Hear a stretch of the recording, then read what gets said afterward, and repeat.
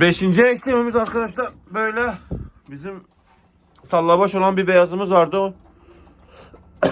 Erkek, onunla şu çapraz kardeşi ne eşledim arkadaşlar. O da beyaz kepezlilerimizden. Diğer bir eşlerimiz arkadaşlar, yeni getirdiğim bir beyaz erkek vardı, kepezli sökük. Onunla da o erkeğe kaçtı bir erkek kaçmıştı bize arkadaşlar. O erkeğin dişisine getirdim o kuşu da sökük. Evet, dişimizi çıkarttık bu şekilde ve erkeğimizi de çıkartalım. Erkek de güzel.